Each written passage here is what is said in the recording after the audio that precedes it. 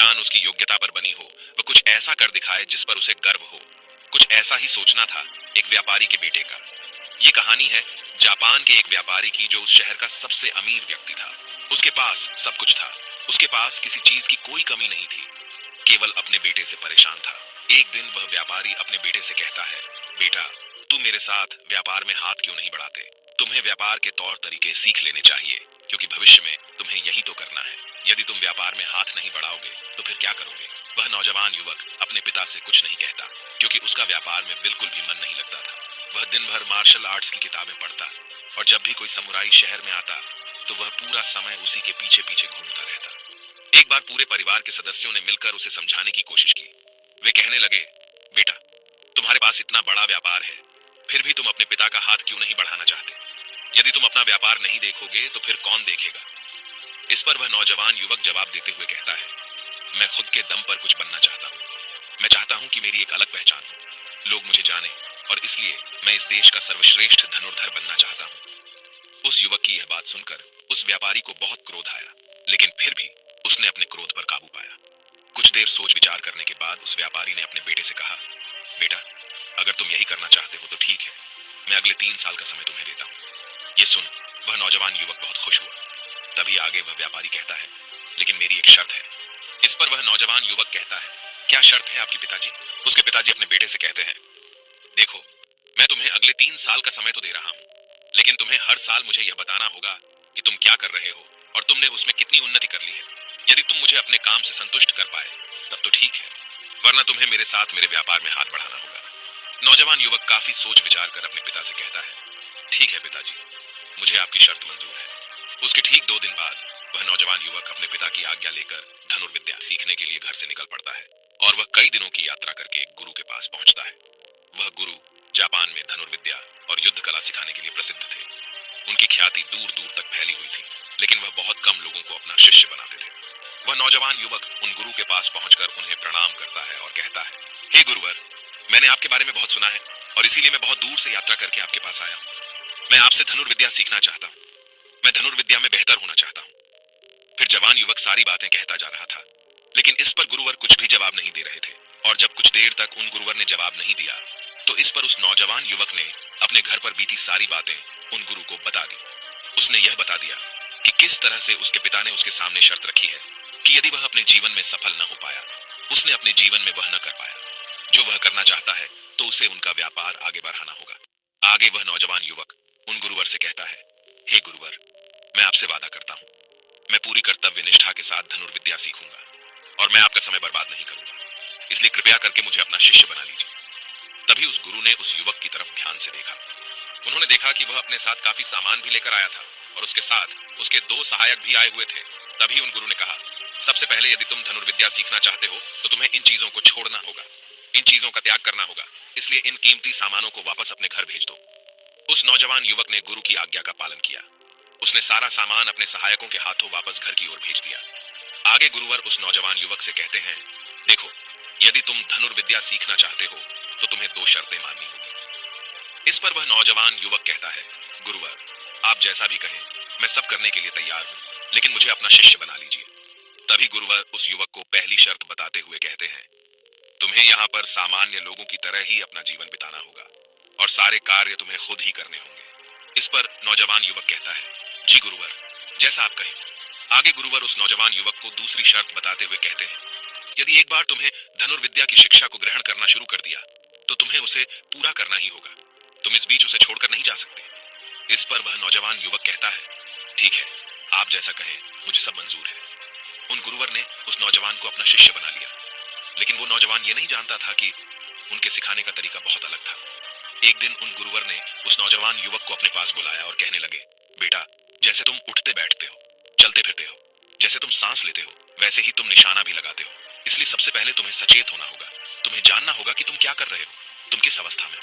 तुम्हें जागरूक होने की आवश्यकता है, इसलिए आज से ही सचेत होकर सारे काम करना शुरू कर दो, और ऐसा तब तक करो जब तक ये तुम्हारा स्वभाव न बन जाए। उस युवक ने उन गुरुओं की बात मान ली। वह एकाग्र होकर अपने कामों पर ध्यान देने लगा। वह अपने चलने फिरने, अपनी सांसों पर ध्यान केंद्रित करने लगा। सुबह उठकर वह अभ्यास करता और ध्यान किया करता। शाम के 6 बजे से वह एकांत रहता और ध्यान किया करता। ध्यान करने के बाद करीब 9 बजे के बाद वह सो जाया करता और ठीक सुबह 4 बजे उठकर वह धनुर्विद्या का अभ्यास करने लगता और यह सब उसे एकांत में रहकर ही करता था। और यह सारी क्रियाएं दोपहर के 2 बजे तक यूं ही चलती रहती और इस समय के दौरान न तो कहीं जाना और न ही किसी से मिलना। यहाँ तक कि उस युवक को किसी से बात करने की भी कोई अनुमति नहीं थी और बचे हुए 4 घंटे अर्थात दोपहर को 2 बजे से शाम को 6 बजे तक वह बाकी सभी शिष्यों के साथ मिलकर आश्रम की देखरेख करता। और वह नौजवान युवक भी अब तक पूरा मन लगाकर सीखने की कोशिश कर रहा था। लेकिन जैसे जैसे समय बीतता जा रहा था उस नौजवान युवक का जोश ठंडा पड़ रहा था। अब उसके लिए उस आश्रम में एक एक पल बिताना बहुत मुश्किल हो रहा था। अब उस नौजवान युवक ने अपने गुरु की बातों को अनदेखा करना शुरू कर दिया था। वह उन सभी नियमों को तोड़कर अपने सभी गुरु भाइयों के साथ मिलकर गप्पे लड़ाने लगा था। वह उन्हें अपने व्यापार की बातें बताता, उसके पास क्या कुछ है। और उस नौजवान युवक को इतना अमीर पाकर कई लोग उसके मित्र भी बन चुके थे, क्योंकि वह सोचते थे कि यह तो अमीर व्यापारी का बेटा है, कभी न कभी तो भविष्य में कोई न कोई फायदा हमें अवश्य मिलेगा। देखते ही देखते उस नौजवान युवक और बाकी लोगों की दोस्ती और भी गहरी होती जा रही थी। अब से वह नौजवान युवक रात को सोने की बजाय अपने मित्रों के साथ मिलकर आश्रम से कहीं दूर भाग जाया करता था। जंगलों में जाकर गप्पे लड़ा था, मौज मस्ती किया करता था और इस कारणवश वह सुबह उठ नहीं पाता था और इसी वजह से वह कभी ध्यान भी नहीं कर पाता था। एक दिन उन गुरुवर ने उस नौजवान युवक को अपने पास बुलाया और उससे कहने लगे, बेटा, मैं जानता हूं कि तुम रात को आश्रम में नहीं रहते हो और न ही तुम एकांत में रहकर अभ्यास कर रहे हो। मैंने तुमसे पहले ही कहा था, यदि तुम्हें एक बार धनुर्विद्या की शिक्षा को आरंभ कर लिया तो तुम्हें इसे पूरा करना ही होगा। और तो और, तुमने मुझसे वादा किया था कि तुम पूरी कर्तव्य निष्ठा के साथ धनुर्विद्या की शिक्षा को ग्रहण करोगे और मेरा समय बर्बाद नहीं करोगे। और यदि तुम ऐसा ही करते रहे तो 1 साल बाद जब तुम्हारे पिता तुमसे पूछेंगे कि तुमने इस 1 साल में क्या किया, तुमने उसमें कितनी उन्नति की, तो तुम उन्हें क्या जवाब दोगे? उस वक्त उन्हें क्या मुंह दिखाओगे? इस पर वह नौजवान युवक कहता है, हे गुरुवर, आप सत्य कहते हैं। जब मैंने शुरू किया था तो मेरे अंदर उत्साह था, मेरे अंदर धनुर्विद्या सीखने की जिज्ञासा थी। लेकिन तब मैं यह नहीं जानता था कि मुझे अकेले रहकर अभ्यास करना होगा। एकांत रहकर मैं थक चुका हूँ और यह मुझे बहुत कठिन लगता है। मेरा एक एक पल जैसे मुझे काटने को दौड़ता है। जब भी मैं ध्यान करने बैठता हूँ तो मेरा मन यहाँ वहां भागता रहता है और मैं ध्यान नहीं कर पाता और इसी कारण मेरी चिंता और भी बढ़ जाती है। मुझे समझ नहीं आता कि यदि मैं ध्यान नहीं कर पाऊंगा तो मैं अपने अभ्यास को पूरा कैसे कर पाऊंगा। और साथ ही जब मैं एकांत में रहता हूँ तब भी मेरे मन में तरह तरह के विचार चलते रहते हैं। मैं इनसे पीछा छुड़ाना चाहता हूँ लेकिन मैं इनसे पीछा छुड़ा नहीं पाता। इस पर गुरुवर मुस्कुराने लगे और उस युवक से कहते हैं, बेटा, जिस अकेलेपन से तुम भागने का प्रयास कर रहे हो, इस अकेलेपन में बहुत ताकत होती है। इसे तुम्हें समझना चाहिए। किंतु फिर भी यदि तुम इस अभ्यास को बीच में छोड़कर जाना चाहते हो तो मैं तुम्हें नहीं रोकूंगा। तुम जा सकते हो, लेकिन जाने से पहले मेरी बस एक बात मान लो। इस पर नौजवान युवक कहता है, ठीक है, बताइए, आप क्या चाहते हैं? तभी गुरुवर कहते हैं, बेटा, यहाँ से एक दिन की दूरी पर एक बहुत ही बड़ा पहाड़ है। तुम्हें वहां पर पूरा दिन बिताना है और सुबह तुम्हें वहां पर एक बाज नजर आएगा। उस बाज की हरकतों पर तुम्हें ध्यान देना है। ध्यान रखना, उसका तुम्हें शिकार नहीं करना, बल्कि उसकी हरकतों पर तुम्हें ध्यान देना है। वह क्या कर रहा है, क्यों कर रहा है, उसे ध्यान से देखना है। उसकी हर एक हरकत को तुम्हें समझना है। और जब तुम अगले दिन वापस लौट कर आओगे तो मैं तुमसे केवल एक सवाल करूंगा। यदि तुमने उस सवाल का सही जवाब मुझे दे दिया तो मैं तुम्हें जाने से बिल्कुल भी नहीं रोकूंगा।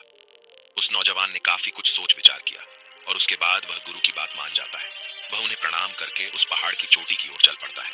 देखते ही देखते वह एक दिन का सफर तय करके उस पहाड़ की चोटी पर पहुंच गया और उसने पूरी रात वहीं पर बिताई और अगली सुबह होने से पहले ही वह उस बांस को ढूंढने लगा। वह जब यहाँ वहां देख रहा था तभी उसकी नजर उस पहाड़ की चोटी पर पड़ी।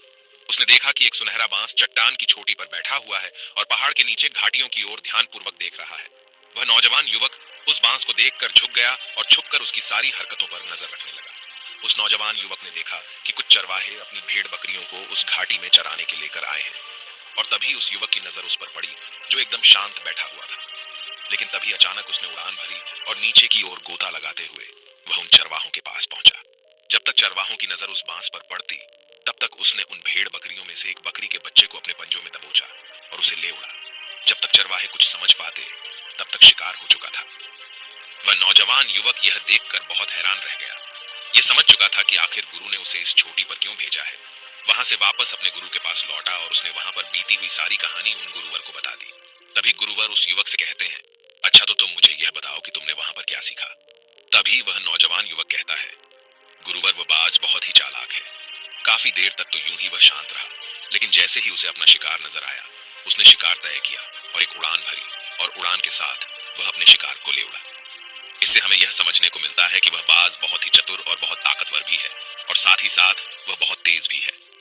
इस पर गुरुवर हंसते हुए कहते हैं, बेटा, उस बात को तुमने आज देखा है, लेकिन यदि उसे तुमने करीब 2 महीने पहले देखा होता तो तुम उस पर यकीन नहीं कर पाते। ऐसे बाज केवल पहाड़ी इलाकों में ही पाए जाते हैं, और इन बाजों की उम्र करीबन 80 वर्ष की होती है। लेकिन जब इनकी आधी उम्र अर्थात जब इनकी 40 साल की उम्र पूरी हो जाती है तो यह शिकार नहीं कर पाते। उसे एक महत्वपूर्ण निर्णय लेना पड़ता है, क्योंकि इस अवस्था में उसके शरीर के तीनों महत्वपूर्ण अंग बेअसर होने लगते हैं। पहला, पंजे, जो कि लंबे और लचीले हो जाते हैं और शिकार पर पकड़ बनाने में कमजोर होने लगते हैं। दूसरा, चोंच, जो कि आगे की ओर मुड़ जाती है और भोजन निगलने में मुश्किलें होने लगती हैं। तीसरा, पंख, जो भारी हो जाते हैं और सीने से चिपकने कारण पूरे खुल नहीं पाते हैं। ये उसकी उड़ान सीमित कर देते हैं। भोजन ढूंढना, भोजन पकड़ना और भोजन खाना, तीनों काम करना मुश्किल हो जाते हैं। उसके पास दो ही रास्ते बचते हैं, या तो शरीर छोड़ दें या फिर खुद में बदलाव करे।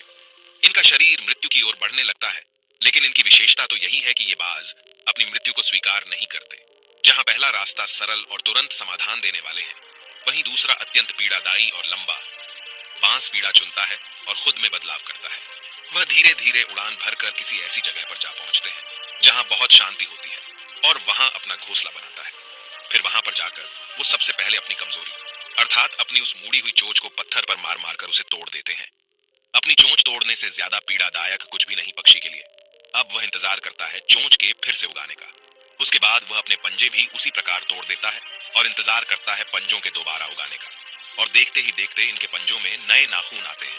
नई चोंच और पंजे आने के बाद वह अपने भारी पंखों को एक एक कर नोच कर निकालता है और प्रतीक्षा करता है पंखों का फिर से उगाने का।